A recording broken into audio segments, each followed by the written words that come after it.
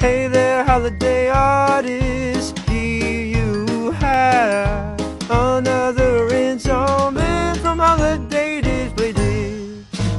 This installment is all about the pros and cons of incandescent and LED lights. The visual I have here is of the mini versions of each.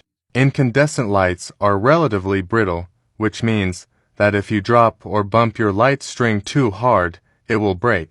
Furthermore, the heat of the lights mixed with cold humidity during the winter can lead to cracking when the temperature drops. LED lights can be considered a betrayal of traditional decorating and the romantic notion of putting hard work into chopping down a tree, cooking a hearty dinner, and enjoying resting with friends. LEDs are safer as they do not get as hot as incandescent bulbs.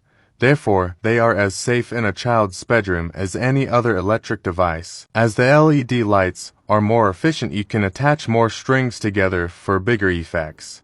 LED strings are advanced enough that if one light burns out, the string may still work fine. A final note is that even if the incandescent lights do not break, LEDs do last approximately 25 times as long. So ultimately, I do see an argument for incandescent lights, but I do not recommend them. We'll see you next time. Holiday artist.